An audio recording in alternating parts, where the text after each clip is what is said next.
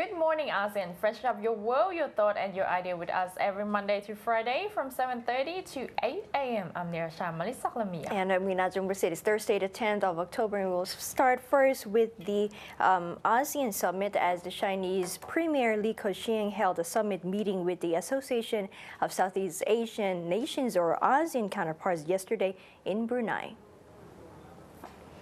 Li is expected to have more influence in this year's ASEAN Summit and related meetings since U.S. President Barack Obama canceled his Asia tour last week amid the partial U.S. government shutdown. Beijing has been involved in tense maritime disputes over the South China Sea with various neighbors, including Japan. The two countries are not likely to hold bilateral talks. China has claims on the majority of the sea, which is one of the world's busiest shipping lanes and rich in oil and gas. The dispute has soured relations between China and U.S. ally, the Philippines in particular. The two countries have been involved in standoffs, and China has effectively occupied a shoal just 124 nautical miles off the Philippine coast. Li said, we have always agreed that the South China Sea disputes should be dealt with in a direct way and to seek a resolution through negotiations and talks. He, however, maintained that China is unshakable and is resolved to uphold national sovereignty and territorial integrity. ASEAN is made up of Brunei, Cambodia, Indonesia, Laos, Myanmar, Malaysia, the Philippines, Singapore, Thailand, and Vietnam. It groups more than 600 million people from disparate economic and political systems. The East Asia Summit will be held today and will include Australia, New Zealand, India, and Russia. U.S. Secretary of State John Kerry met with his Association of Southeast Asian Nations, or ASEAN, counterparts yesterday in Brunei for the first ASEAN-U.S. summit. Kerry is standing in for the U.S. President Barack Obama, who had to cancel his Asia tour amid the partial U.S. government shutdown. Kerry emphasized that Obama's absence doesn't mean he is not committed to the ASEAN region. He said that he assures that these events in Washington are a moment of politics and not more than that. The partnership that the U.S. share with ASEAN remains top priority for the Obama administration, and that those ties have been strong for decades now, especially on the ties on security issues and economic issues. According to a senior U.S. official, Kerry is expected to push the Southeast Asian leaders and China to discuss on the South China Sea dispute, despite Beijing's reluctance to address the issue at the summit meetings and preferring to settle disputes in the South China Sea through one-to-one negotiation with individual claimants. The conflicting claims over the South China Sea pit and increasingly assertive Beijing against smaller Asian nations that took to support from the United States. The role is one of the region's biggest flashpoints amid China's military build-up and the U.S. strategic pivot back to Asia signaled by the Obama administration in 2011. As China claimed almost the entire oil and gas rich on the South China Sea, overlapping with claims from Taiwan, Malaysia, Brunei, the Philippines, and Vietnam. And Washington says that it is officially neutral but has put pressure on Beijing and other claimants to end the dispute through talks. And in Brunei, John Kerry also visited the Jerudong International School, and let's hear what this special report has to say from the Brunei Times.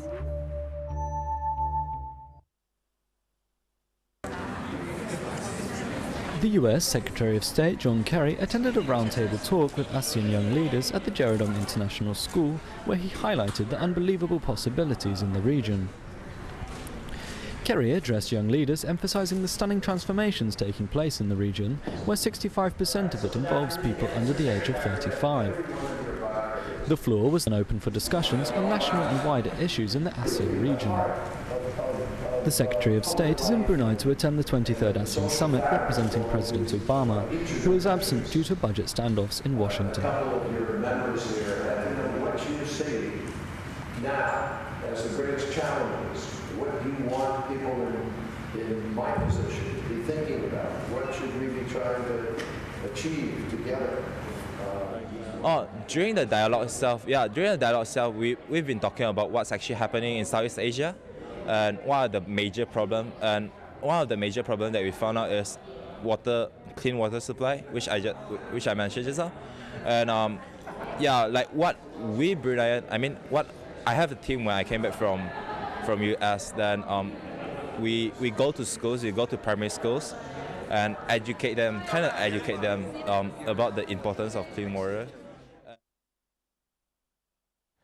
And for the Chinese Premier Li Keqiang, who will arrive in Thailand this Friday, and he will stay during his visit between Friday and Sunday, has a tight schedule, including his meeting with the influential figures as well as the signing of the 5 memorandums of understanding with Thai officials. The MOUs include an agreement for Thailand to pay for Chinese-invested domestic development projects, partly in farms products. The 4 other MOUs approved by the Cabinet cover energy cooperation, collaborations on education, technology exchange, and long-term development plans for Chinese relations, according to a government house source said yesterday. This is Li's official visit to Thailand since he was elected as premier by China's 12th National People's Congress on March 15. He is the 7th holder of his position, which was created in 1949 with Zhu Enlai as the first premier. Upon his arrival on Friday, Li will meet with the Parliament President, House Speaker, and the Senate Speaker at 3:30 p.m. when he will also deliver a speech. He will join Prime Minister Yingluck Shinawatra at Government House at 5 p.m. and ink 5 MOUs. A press conference on the MOUs will follow at 6:15 p.m. On Saturday, a grand exhibition on the high-speed train project will open at the Queen's Circuit National Convention Center at 9 a.m. with Yingluck and Li jointly presiding. The Chinese premier will visit the princess at her Saprathum Palace at 11 a.m., then at Prem at the Privy Consul's residence. And on Sunday, Li will observe a Thai-Chinese bilingual private school and an exhibition center showcasing One Tambon, One Product goods before flying to Vietnam. The educations of MOU will involve the education ministries of both countries, and the technology exchange will feature 4 projects involving the science ministries of both countries.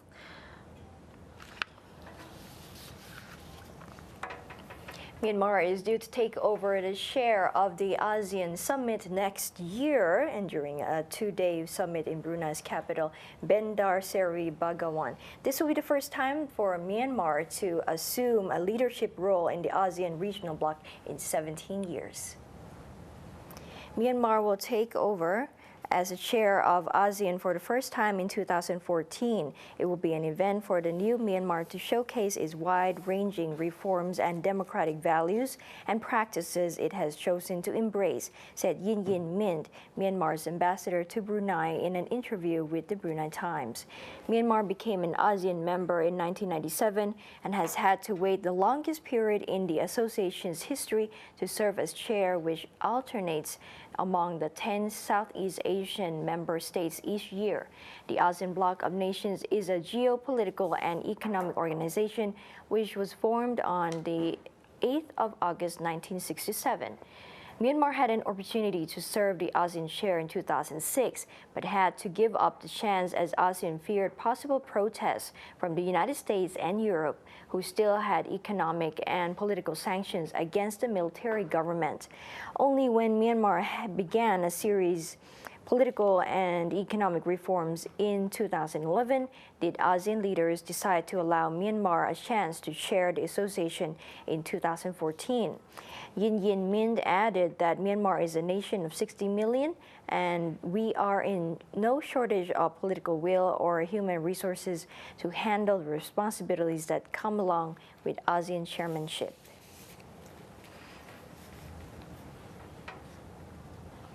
Coming up next after the break, let's update together on the flood situation in the Southeast Asian countries.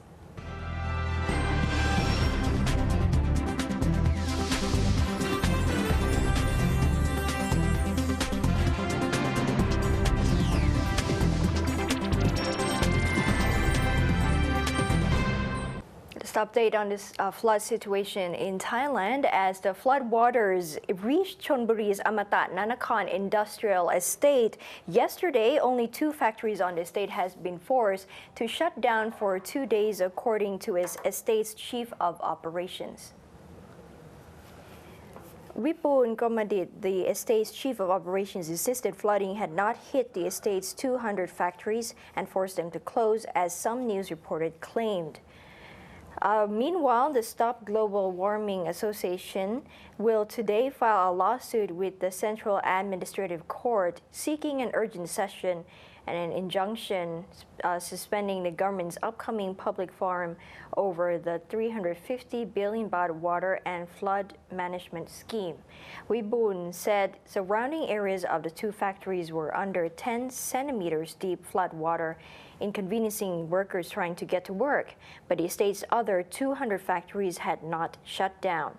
The estate covers 20,000 rise of 600 businesses and 400,000 workers.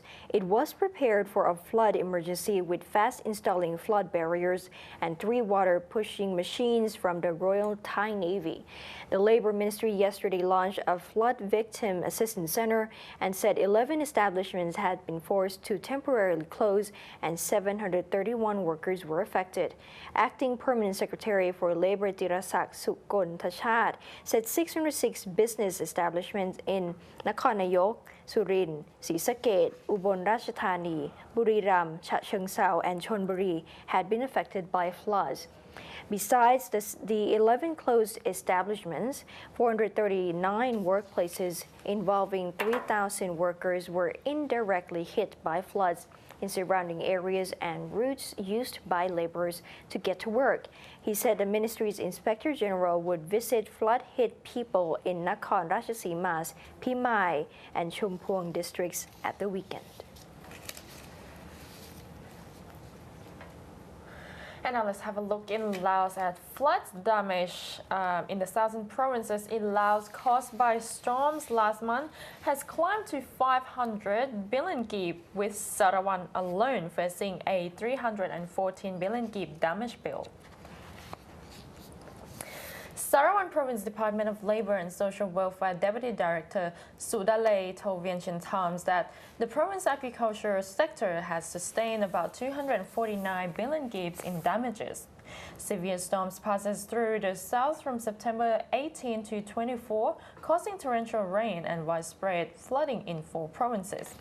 Around 18,000 hectares of agricultural land was affected in Sarawak province, and irrigation systems were also badly damaged. Sudalay said that the provincial authorities were looking to help farmers continue their dry season production by providing 3 months' worth of rice for consumption as well as seeds for farming. Final damage estimates in Champasak province have reached 153 billion kip, with more than 120,000 people affected. 4 people died and 9 houses were completely swept away. The province agriculture sector also suffered, with damage done to 15,000 hectares of rice fields, resulting in losses of about 80 billion gigs. Another 30 billion will have to be spent repairing the 46 roads damaged in the floods. 2 drinking water factories, 18 brick factories, 44 rice mills, 4 petrol stations, and a number of wells and vehicles were also damaged, totaling of 40 billion kip.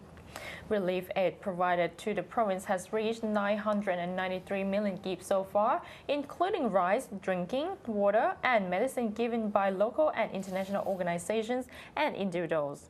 And another 420 million kips in cash has been received by the provincial authorities from 100 donors, while different sectors have chipped in 321 million kip.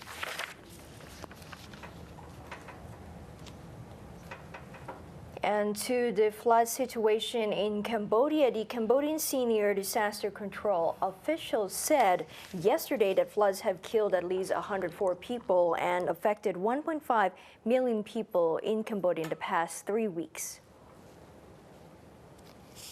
Nim Vanda, the Vice President of the National Committee for Disaster Management, or NCDM, told Xinhua over telephone that the latest figures showed that the floods from Mekong River and heavy rainfall have killed 104 people and affected around 1.5 million people in 20 flood-hit provinces. He said that local authorities have been continuing to evacuate affected people to higher grounds as emergency reliefs from donors and the Cambodian Red Cross have been distributing to affected families. Besides, he said that some 250,000 hectares of rice paddy were inundated, adding that more than 100 kilometers of national roads and over 300 kilometers of gravel roads have been damaged.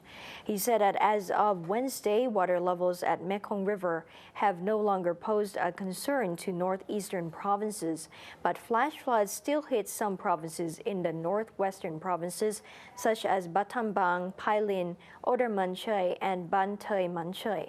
He said that this year's floods cost Cambodia at a level that is similar to that in 2011. According to the DCDM, the 2011's floods killed up to 250 people and cost the country $521 million, mainly due to the damage of roads and rice paddies.